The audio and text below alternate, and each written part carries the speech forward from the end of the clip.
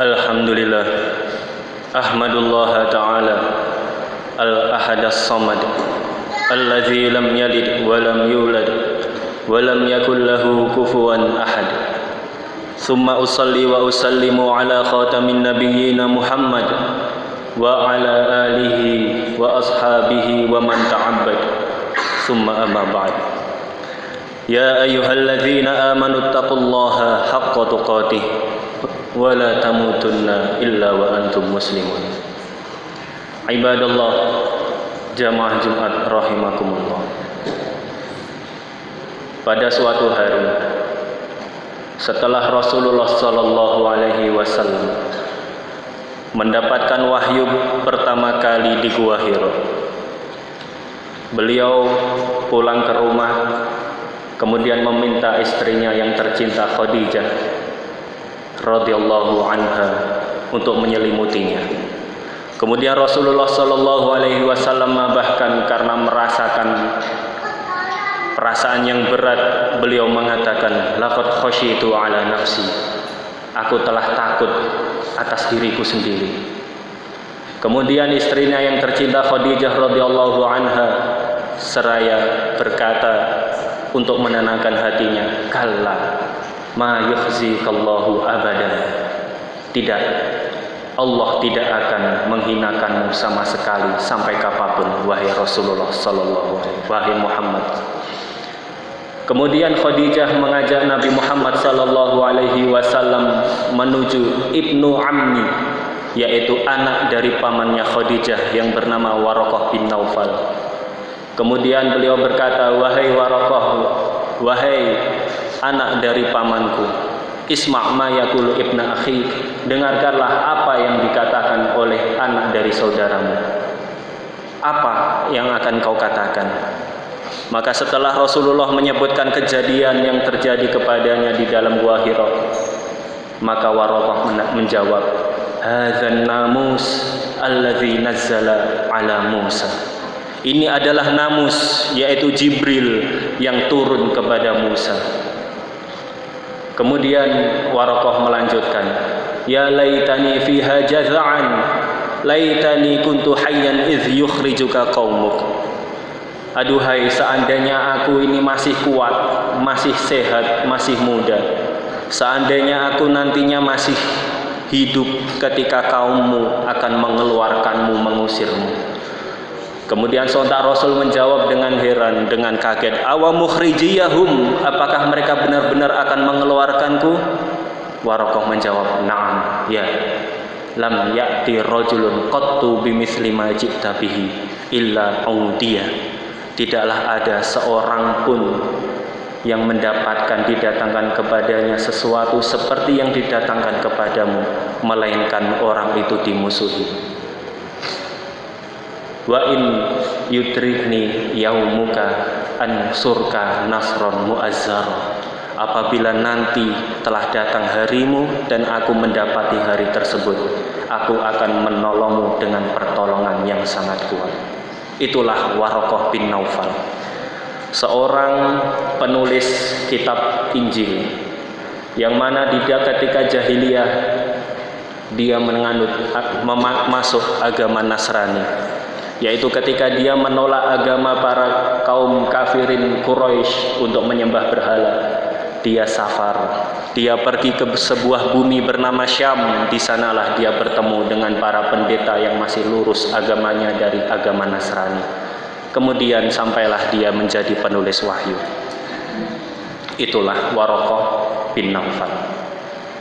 Di sisi lain, di belahan bumi yang lain terdapat seorang raja yang dikdaya kerajaannya yang bernama Romawi di sebuah belahan bumi bernama Syam, dengan seorang raja yang biasa disebut Herakl atau disebut juga sebagai Herakles.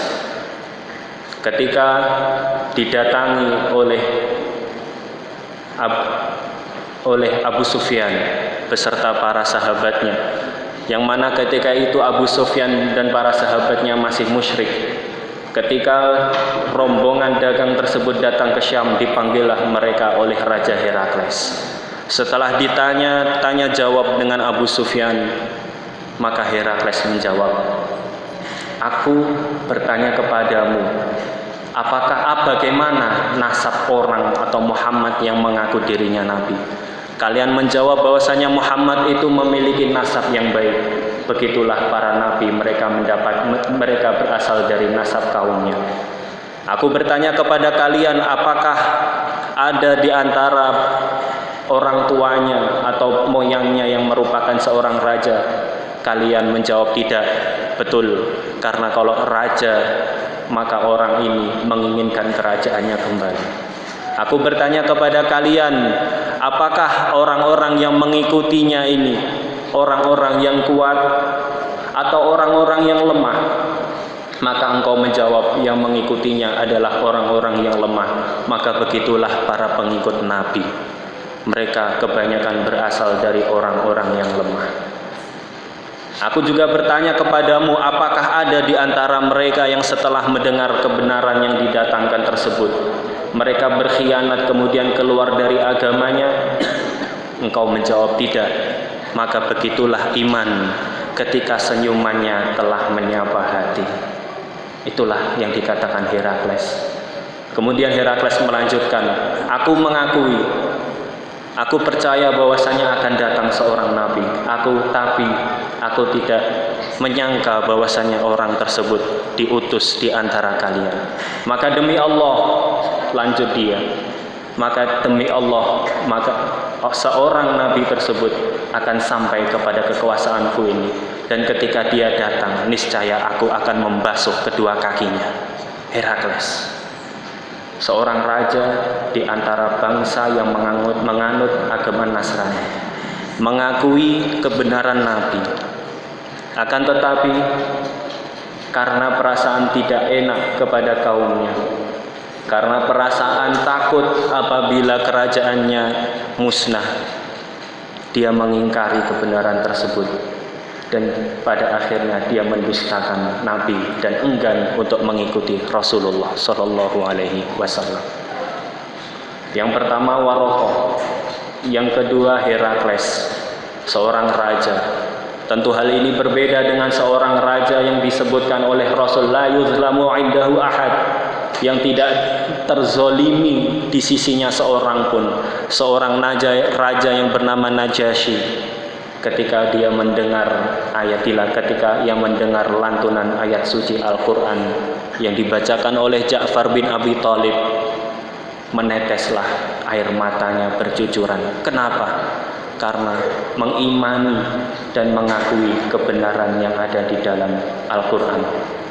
Maka sampai di dalam Al-Quran disebutkan oleh Allah Subhanahu wa Ta'ala, A'udzu billahi minasyaitonir rajim, wa idza sami'u ma unzila ilaika tara a'yunahum tafidhu minad dam' mimma 'arafu minal haqq yaquluna rabbana amanna faktubna ma'asyahidin.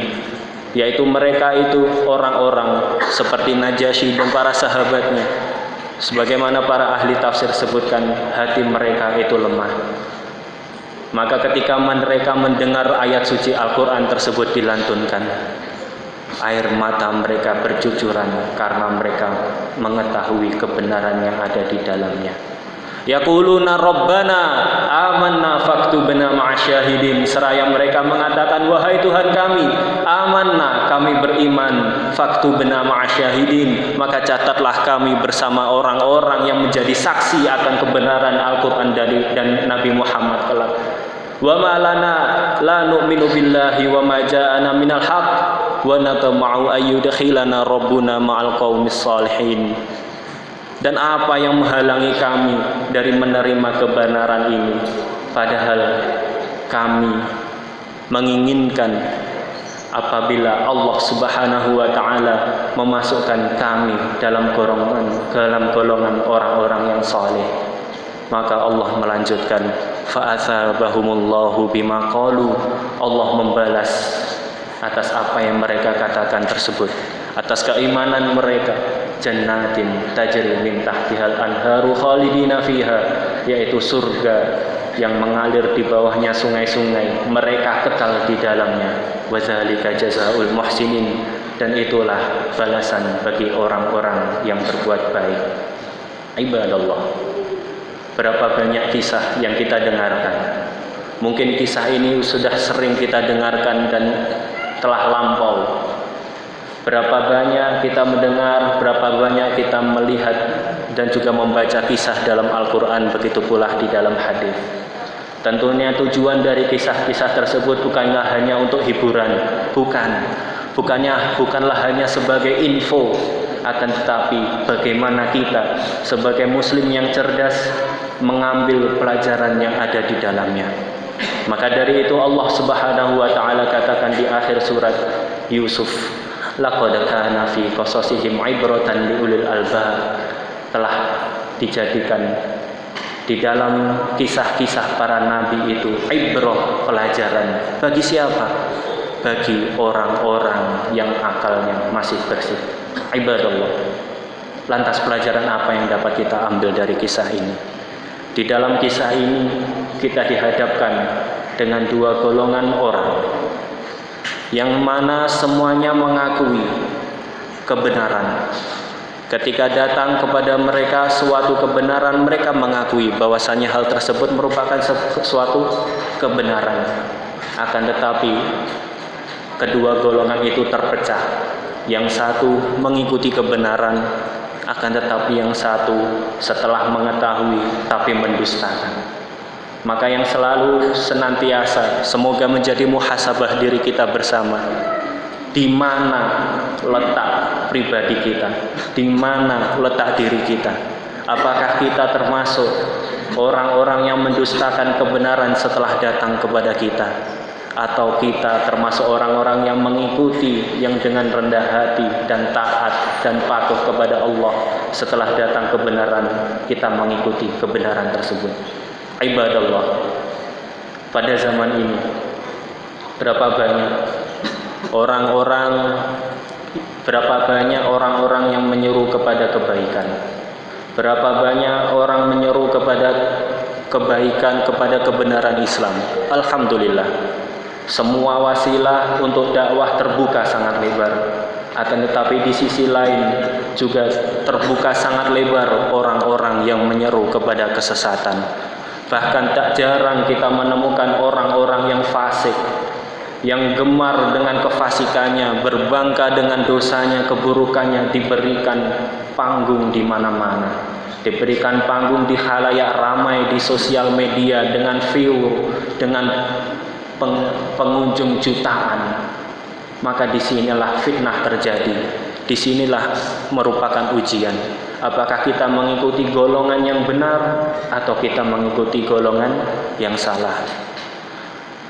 Suatu kebenaran di dalam Islam itu tidak ada keraguan.